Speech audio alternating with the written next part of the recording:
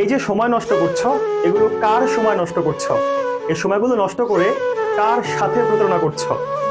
নিজের সাথে প্রতারণা করছো, নিজের বাবার কষ্টের সাথে প্রতারণা করছো, নিজের মায়ের তোমাকে যে স্বপ্নগুলো দেখে সেই স্বপ্নগুলোর সাথে প্রতারণা করছো, তোমার কেরিয়ারের সাথে, তোমার ভবিষ্যতের সাথে তুমি প্রতারণা করছো।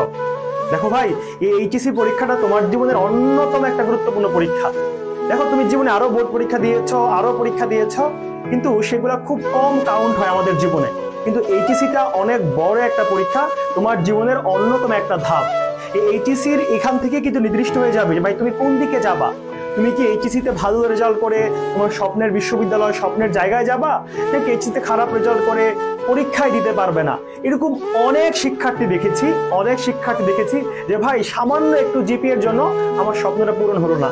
আমার বাবা, আমার মা আমাকে নিয়ে অনেক বড় স্বপ্ন দেখে, এমনকি আমার নিজের অনেক বড় স্বপ্ন, আমি এটা করতে চাই, ওইখানে যেতে চাই, এটা হতে চাই, তো সামান্য একটু জিপিএ এর জন্য আমি অ্যাডমিশন টেস্টটা দিতে পারলাম না, সামান্য একটু জিপিএ এর জন্য আমি এখানে ওইখানে আটকে গেলাম।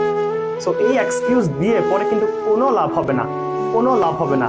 তুমি তোমার সাথে প্রতারণা করছো, চিন্তা করতেছো ভাই, তুমি কিন্তু এখন লিটারালি তোমার ক্যারিয়ারের সাথে তোমার যে বড় হওয়া, হ্যাঁ, তুমি যে ভালো হবা, তুমি যে বড় হবা, তুমি যে বড় জায়গায় যাবা, বাবা মায়ের মুখে হাসি ফুটাবা, নিজের যে টার্নিং পয়েন্টটা, এই সময়টাকে তুমি ধ্বংস করে দিচ্ছ। এটা কি তোমার খেয়াল নেই?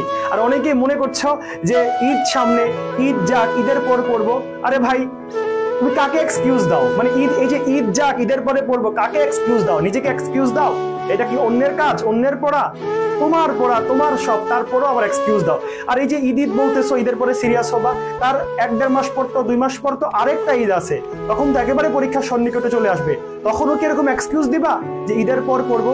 তখন তো ঈদের পর পরীক্ষাই চলে আসবে। সো ভাই, সিরিয়াস হয়ে যাইতে হবে, ভাই সিরিয়াস হয়ে যাইতে হবে, খুবই খুবই সিরিয়াস হয়ে যাইতে হবে, ঠিক আছে? তুমি তো কোনোরকম পাশ করা শিক্ষার্থী না, তাই না? তুমি যদি চাও যে কোনোরকম পাশ করে আমি পার হয়ে যাবো এইচএসসিতে, তাইলে সব শেষ, তাইলে ভিন্ন ব্যাপার। কিন্তু তোমার যদি স্বপ্ন থাকে, তোমার যদি লক্ষ্য বড় থাকে, তাহলে তোমাকে অবশ্যই পরিশ্রম করতে হবে, অবশ্যই পরিশ্রম করতে হবে।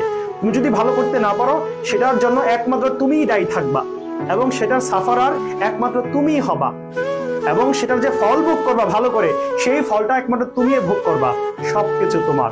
সো পড়াশোনাটা তোমাকেই করতে হবে।